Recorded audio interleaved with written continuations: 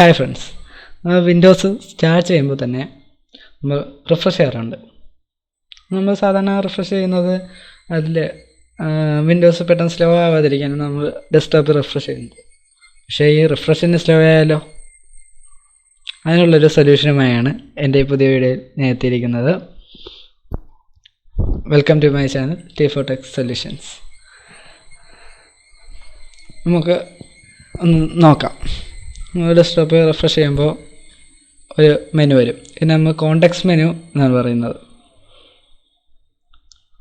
നമ്മൾ കാണുന്ന പോലെ റൈറ്റ് ക്ലിക്ക് ചെയ്തതിന് ശേഷം നോക്കുമ്പോൾ ബിസി എന്ന കഴ്സറാണ് കാണിക്കുന്നത്. നമുക്ക് ഒരുപാട് സമയത്ത് ഇത് ഉപയോഗിക്കുമ്പോൾ വളരെ ബുദ്ധിമുട്ടായിട്ട് തോന്നിയിട്ടുണ്ട്. ഒരുപാട് സ്ലോ ആണെന്ന് തോന്നും. ഇതിനുള്ളൊരു സൊല്യൂഷനാണ് ഞാൻ ഈ വീഡിയോ കാണിക്കുന്നത്. ഇതെങ്ങനെ ഈ ബിസി കഴ്സർ മാറ്റാം, പെട്ടെന്ന് റിഫ്രഷ് ചെയ്യാം. അങ്ങനെ ആദ്യം നമ്മൾ വിൻഡോസ് സെർച്ചിൽ റൺ എന്ന് സെർച്ച് ചെയ്ത് റൺ ക്ലിക്ക് ചെയ്യുക. ശേഷം റൺ എന്നൊരു വിൻഡോ വരും.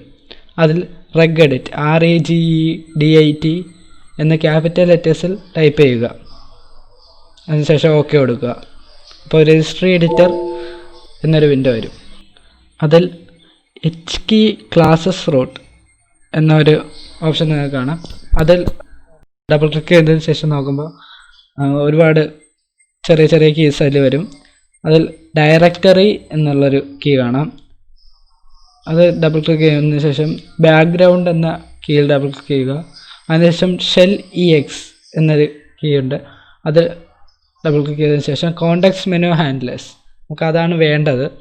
അതിൽ ഡബിൾ ക്ലിക്ക് ചെയ്യുമ്പോൾ ഒരുപാട് കീസ് കാണാം. അതിൽ ന്യൂ വർക്ക് ഫോൾഡേഴ്സ് എന്ന 2 കീസ് ഉണ്ട്. അത് മാത്രമാണ് നമുക്ക് വേണ്ടത്. അത് ഒഴികെയുള്ള ബാക്കിയെല്ലാം നമുക്ക് ഡിലീറ്റ് ചെയ്യാം. IGFX എന്ന് തുടങ്ങുന്ന 2 എണ്ണം ഉണ്ട്.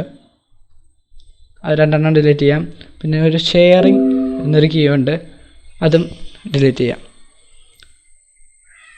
വീഡിയോ കാണുന്ന പോലെയാണ് ഡിലീറ്റ് ചെയ്യുന്നത്.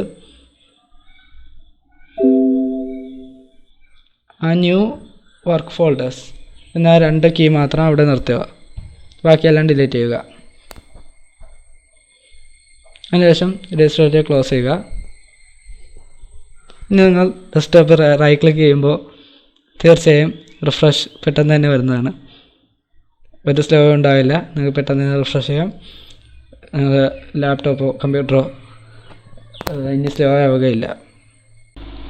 നിങ്ങൾക്ക് ഈ വീഡിയോ പ്രയോജനപ്പെട്ടെന്ന് ഞാൻ വിശ്വസിക്കുന്നു. ഇനിയും ഇതുപോലുള്ള സൊല്യൂഷൻ വീഡിയോയുമായി ഞാൻ എത്താം. നിങ്ങൾക്ക് എന്തെങ്കിലും സൊല്യൂഷൻ ആവശ്യമുണ്ടെങ്കിൽ കമൻറ്റ് ബോക്സിൽ ഇടാം. ഞാനുള്ള സൊല്യൂഷൻ നൽകുന്നതാണ്. Thanks for watching my video.